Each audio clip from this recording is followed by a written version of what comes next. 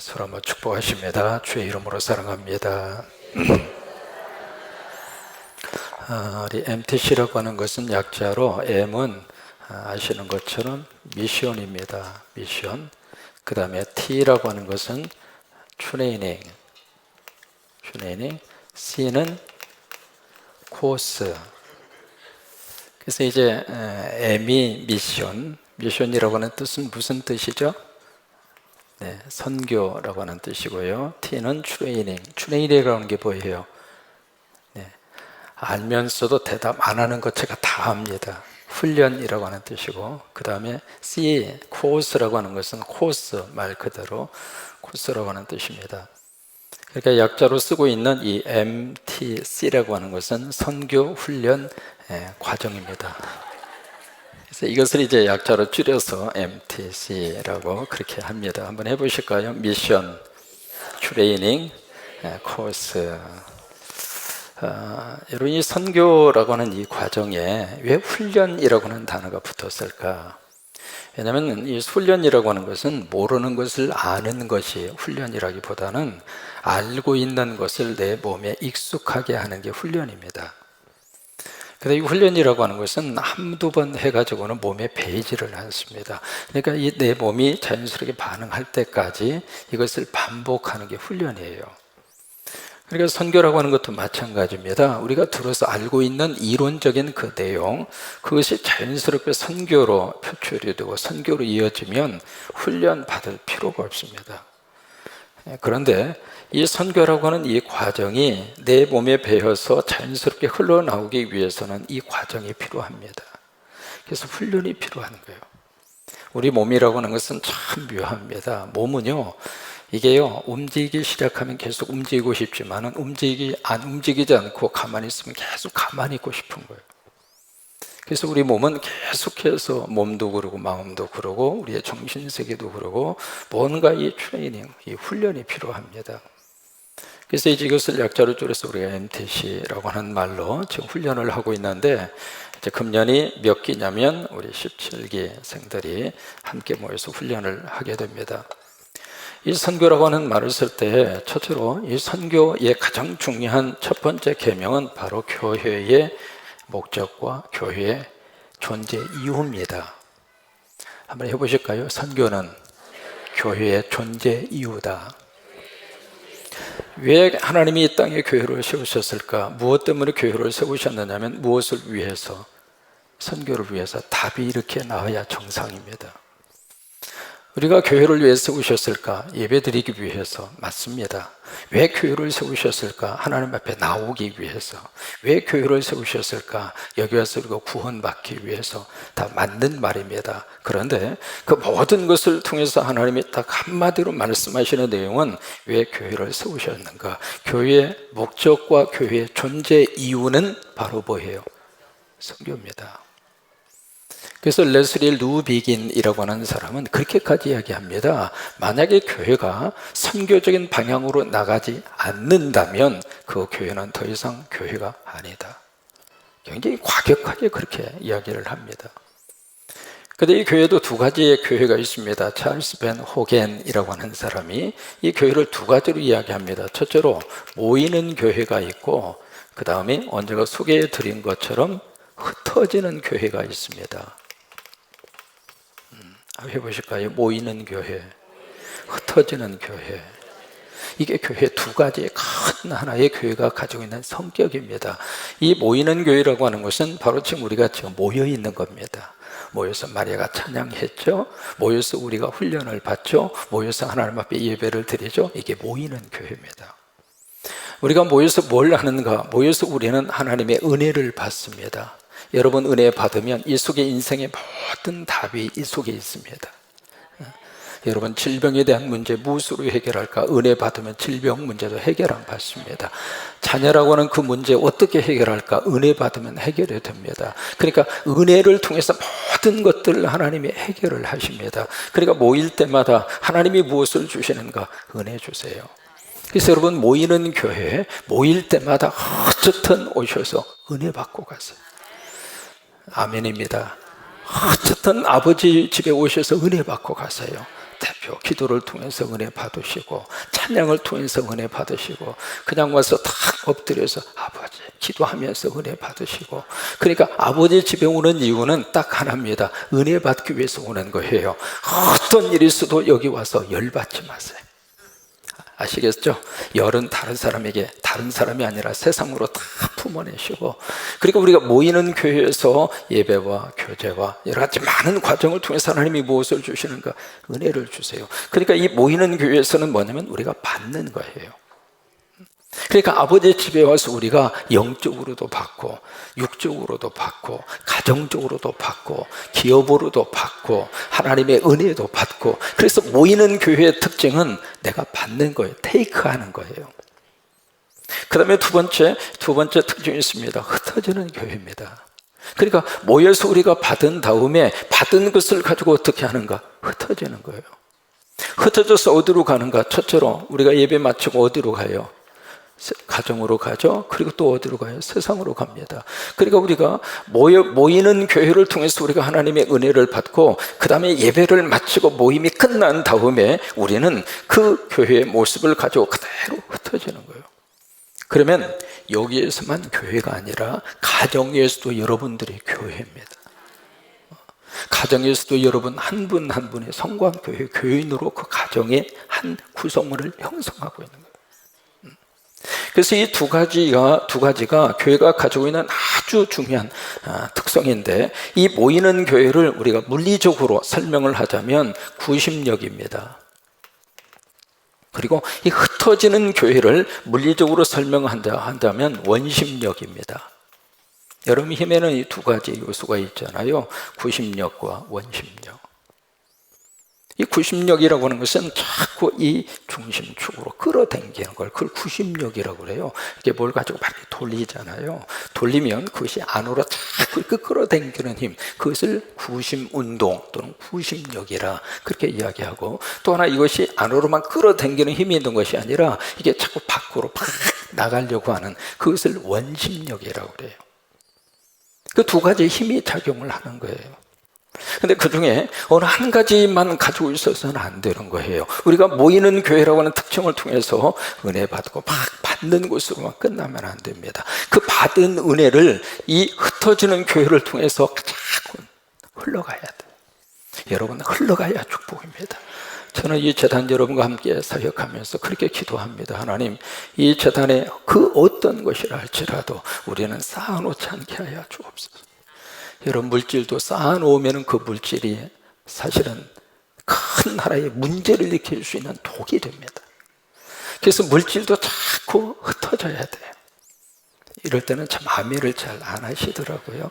어쨌든 하나님이 은혜 주시고 성도 여러분들 하나님의 복을 주셔서 이게 모이는 교회에 올 때마다 주님 앞에 바쳐주시는 헌금도 하나님이 주시기를 바라고, 기업이 잘 돼서 해마다 11조가 늘어가는 축복도 받으시기를 바라고, 이게 하나님이 주시는 축복이거든요. 그래서 모이는 교회를 통해서 우리가 그것을 받는 것도 하나님의 축복이지만, 받은 바 그 은혜와 받은 하나님의 은사와 축복이 흩어져야 돼요. 세상으로 흘러가야 됩니다. 우리 성광교회는 쌓아놓는 교회가 아니라 자꾸 밑으로 흘러보내는 그런 교회로 하나님이 쓰시게 되기를 원합니다. 그러니까 여기에 이 모이는 교회도 바로 교회의 특징이고, 흩어지는 교회도 교회의 특징이거든요. 그러니까 이 교회의 존재 이유와 목적이 무엇인가? 바로 선교입니다. 두 번째로 이 선교는 어떤 내용을 가지고 있는가? 선교는 바로 믿는 성도들의 사명입니다. 사명이라고 하는 말을 쓰는 것은 이것은 해도 좋고 안 해도 좋고 선택이 아니라 그 말이에요. 사람은 말이죠, 호흡하잖아요. 호흡을 하면 우리가 무엇을 마시죠? 산소를 마십니다. 그러면서 무엇을 내뿜어요? 이산화탄소를 내뿜습니다. 그러면 나무들은 어떻게 하는가? 식물은 어떻게 하는가? 정반대로 합니다. 식물은 뭘 들여마시죠? 이산화탄소를 들여마시고, 식물과 그 나무들은 뭘 내뿜어요? 산소를 내뿜습니다. 서로 간에 사명이 작용하는 거예요. 그러니까 서로 간에 사명이 작용을 해서 거기서 사람이 살고 식물도 살고 나무도 살고 그러는 거예요. 그런 것처럼 우리가 믿는 사람의 가장 중요한 사명이 바로 무엇인가? 선교입니다. 여러분 이렇게 비유를 해볼까요? 곰은 무슨 새끼를 낳죠? 곰 새끼를 낳습니다. 어려운 문제가 아닙니다. 그러면 개는 무슨 새끼를 낳죠? 예. 참 묘해요. 개자가 들어가면 조금 좀 뉘앙스가 이상해요. 강아지를 낳아요. 그러면 좀 더 쉬운 문제 드립니다. 사람은 누구를 낳아요? 사람을 낳습니다. 그러면 하나님의 자녀는 누구를 낳아요? 하나님의 자녀를 낳아요. 그러니까 이게 사명이라 이 말이에요. 그 다음에 세 번째로 이 선교는 어떤 의미를 가지고 있는가 늘 우리가 쓰고 있습니다만은 선교는 곧 무엇인가? 살림이에요. 살림. 우리가 선교한다는 이야기는 살려낸다 그 말이에요. 영적으로도 살려내고 육체적으로도 살려내고 경제적 어려움 속에서도 살려내고, 그러니까 예수 그리스도의 십자가 세워지는 현장마다 하나님이 그 민족을 살리십니다. 다음 주면은 우리 콩고 의사 세 분 이제 코스를 맞추고 가시게 되는데, 우리 세 분이 가셔서 콩고 지역에 저분들 만나는 분들마다 하나님이 살려주실 줄로 믿습니다. 그래서 이제 한국말도 이제 많이 들어서 다음 주 마지막 예배를 드릴 때 한국말로 1분씩 한국말로 인사를 하겠대. 자, 이뻐. 앞에서 이렇게 보니까 찬양을, 스크린을 보고 찬양을 입을 딸싹거리면서 뭐라고 하더라고. 그러니까 우리 교회가 콩고에 있는 세 분의 의사들을 우리가 짧은 기간이지만 우리가 섬기고, 우리 성도 여러분들이 얼마나 잘해주시는지 얼마나 감사한지, 지난주에는 또 이렇게 와이사스도 해서 이렇게 드리고 필요한 것도 이렇게 해드리고. 그러니까 선교는 결국 바로 뭐냐면 살림이에요. 살림. 그러니까 선교가 가지고 있는 가장 중요한 특징이 바로 이 살림이라고 하는 그 단어입니다. 여러분 쉰들러 리스터, 여러분 영화입니다. 유명한 영화입니다. 스필버그가 감독을 했던, 아카데미 전체 상을 7개를 받은 세계적으로 유명한 영화 쉰들러 리스터 아마 보셨을 겁니다. 실화를 바탕으로 세워진 그 만든 영화거든요. 쉰들러라고 하는 사람이 실제로 있었던 인물의 폴란드 사람이에요. 1939년도에 독일이 폴란드를 점령을 합니다. 점령을 했는데 거기에 폴란드에 코라코우라고 하는 그 지역에 쉰들러라고 하는 사람이 뭘 했느냐면 그릇을 만들고 살았어요. 근데 그 그릇을 어디에 납품하냐면 독일 사람에게 납품을 합니다. 그래서 그 그릇을 납품을 하면서 쉰들러 이 사람이 돈을 참 많이 벌었어요.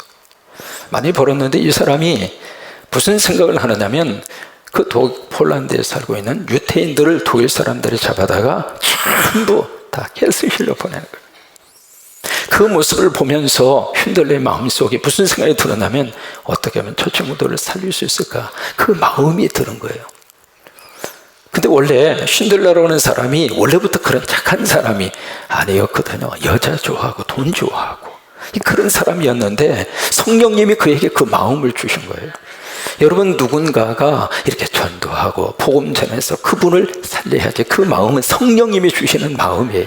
그래서 이 사람이 어떻게 하냐면 독일군 장교하고 서로 협상을 합니다. 그래서 자기가 돈을 줄 테니까 돈 액수 어느 정도 줄 때마다 거기에 일하고 있는 유태인들, 자기 그릇 공장에서 일하는 유태인들이죠, 그 유태인들 한 사람씩을 석방시켜주기로. 그렇게 해서 쉰들러라고 하는 사람이 돈을 지급할 때마다 그 유태인의 이름을 거의 다 써내려가기 시작합니다. 그래서 몇 명을 살려줬느냐면 1100명을 살렸습니다. 그래서 그 사람의 명단을 쭉 이렇게 기록했는데 그것을 쉰들러 리스트라고 그런 거예요. 리스트라고 하는 것은 목록이잖아요. 쉰들러라고 하는 사람이 썼던 목록이라 그 말이에요. 2차 대전이 끝나고 나서, 그러면서 독일이 패했잖아요. 그리고 나서 이제 유태인들이 더 이상 그런 죽음의 공포에서 해방이 됐습니다. 그 다음에 쉰들러를 통해서 이 살아남은 유태인들이 너무 감사한 거예요. 저 사람 때문에 우리가 살았다는 거예요. 그래서 쉰들러 있는 그곳에 와서 어떻게 했느냐면 그 유대인들이 보고 주고 싶은데 줄 게 아무것도 없는 거예요. 그래서 입에 금리발을 한 사람들이 있잖아요. 여러분 입을 한번 벌려보세요. 입에 금리발 하신 분들이 있잖아요. 자기 이 티아를 금리발을 한 그 금리를 다 뽑아요. 그런데 그것을 녹여서 반지를 해줍니다. 금반지를 해주는데 그 금반지를 쉰들러가 딱 받으면서 참 그 대목이 너무 감동적이에요. 뭐라고 이야기하느냐면 내가 그때 한 사람이라도 더 구해줄 거예요. 내가 그때 한 사람이라도 더 살려줄 거예요. 여러분 그렇게 해서 살아난 유대인들이 지금도 살아있는 사람이 그렇게 많습니다. 그렇게 해서 거기서 나온 영화가 쉰들러 리스트라고 하는 그 영화예요. 여러분 선교는 철저하게 살림이에요. 여러분 이 땅 위에서만 살리는 것이 아니라 영원한 생명까지 살린다. 영원. 제가 이제 목회하면서 이 선교회의 깊은 충격과 선교회의 자극을 받은 것이 바로 과테말라입니다. 과테말라 지역에 가서 이렇게 선교를 하고 언제가 말씀을 드린 것 같습니다. 우리 대학생 친구들하고 가서 거기에 벽돌을 구입을 해서 벽돌로 같이 땀을 뻘뻘 흘리고 그쪽 지역이 굉장히 덥습니다. 거기다 교회당을 하나 지었어요. 그 당시에 그 교회당 그렇게 큰 교회당도 아니고 그런데 그 교회당 하나 지어놓고 몇 년이 지난 다음에 그 교회당 속에 얼마나 많은 하나님의 백성들이 모여서 예배 드리는지 그때 하나 깨달은 게 있어요. 우리가 잠깐 가서 선교하는 것은 한계가 있지만 그 지역 속에 하나님의 교회를 세워놓고 거기에 참된 하나님의 사람 지도자 한 사람만 세워져 있으면 하나님의 그 교회를 통해서 많은 생명을 하나님이 살리시는구나. 여러분 선교는 바로 살림이에요. 한번 해보실까요? 선교는 교회의 목적이다. 선교는 성도의 사명이다. 선교는 살림이다. 이게 선교예요. 오늘 레위기 26장에 보시면은 큰 주제가 바로 순종이거든요. 순종인데 1절과 2절의 말씀이 하나님이 그들에게 주신 말씀의 가장 중요한 골자입니다. 그래서 3절에 보시면은 규례와 명령을 지켜 행하면 그것이 바로 뭐냐면 순종하면 이라고 하는 뜻이에요. 순종을 하면 그 다음에 하나님께서 4절 이하의 말씀에 뭘 약속하시는가? 축복하시겠다. 그거예요. 여러분 이것을 가리켜서 신명기 역사관이라 그래요. 신명기 역사관. 왜냐하면 신명기라고 하는 성경 전체가 그 구조로 되어져 있습니다. 특별히 신명기 28장에 보시면 그 말씀이 아주 분명하게 구별이 되어 있어요. 우리가 하나님 앞에 순종하면 하나님이 축복하세요. 여러분 교회도 선교에 순종을 하면 하나님이 교회에 축복하십니다. 그리고 개인이 이 선교에 순종을 하면 하나님이 그 개인을 축복하세요. 여러분 우리 모두 다 예수 믿고 다 복 받으셨으면 좋겠어요. 복 받을 수 있는 길이 있습니다. 그 길이 바로 뭐냐면 선교에 순종하는 거예요. 오늘 3가지로 축복을 약속을 하고 있습니다. 첫째로 뭘 축복을 약속을 하셨는가? 물질적 번영입니다. 참 이 축복. 여기 5절에 보시면은 어떻게 지금 약속의 말씀을 해 주시고 있느냐면 자 한번 보세요. 4절과 5절입니다. 4절과 5절을 보시면 내가 너에게 철을 따라 비를 주리니 그렇죠. 때마다 하나님이 비를 내려주시고 때마다 하나님이 햇볕을 공급하시고 그러니까 철을 따라 무슨 얘기예요? 그때마다 필요한 것을 하늘이 공급해 주셔야 돼요. 그러면서 땅은 그 산물을 내고 밭에 나무를 열매를 맺으리라. 5절에 보세요. 너희의 타작, 그 타작은 보리와 밀을 타작하는 거예요.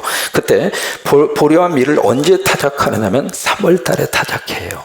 그때 보리와 밀을 타작하는 그 기간이 어느 때까지 가느냐면 포도 딸 때까지 미치며 포도는 어느 때 타느냐면 7월 달에 타요. 그러니까 3월 달에 보리와 밀을 추수하는데 추수를 언제까지 하느냐면 7월 달까지 해요. 그러면 그 추수하는 기간이 얼마냐면 4개월이에요.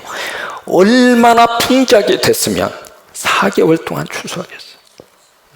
여러분, 이 복이 여러분 안에 임하기를 축복합니다. 그저 하나님이 부어주시니까 추수하는 기간이 4개월이에요. 그 다음에 그것으로 끝나지 않습니다. 너희의 포도 따는 것은 7월 달에 포도를 따잖아요. 파종할 때까지 미치리니, 그 파종은 언제 하느냐면 10월 달에 해요. 그러면 포도를 몇 개월 따는가? 3개월 따요. 좀 놀래보세요. 그러니까 보리와 밀은 4개월 추수를 하고 포도는 3개월 따는 거예요. 이게 뭐냐면 하나님이 그렇게 풍성하게 축복하신다. 그러니까 수확을 4개월이나 하고 3개월이나 하고. 우리 MTC 생들, 우리 이번에 하나님이 큰 복 내려주셔서 그 은혜가 넘치게 될 주의 이름으로 축원합니다. 그 다음에 두 번째로 하나님이 무슨 축복을 약속을 하셨는가? 안전과, 이거 좀 새로 좀 갖다 줘. 안전과 평화입니다. 오늘은 뭐가 왔다 갔다 하고 그러네. 안전과 평화. 이게 두 번째 하나님이 주신 축복의 약속이에요. 자, 한번 보실까요? 성경을 한번 찾아보시면 좋습니다. 그 다음에 5절입니다. 5절 끝부분에 보시면 너희가 음식을 배불리 먹고 너희의 땅에 어떻게 거주해요? 안전하게 거주하려니. 그 다음에 6절에 내가 그 땅에 무엇을 줄 것이라? 평화를 줄 것이라. 여러분, 우리나라가 안전하고 평화롭게 살 수 있는 방법은 순종에 있습니다.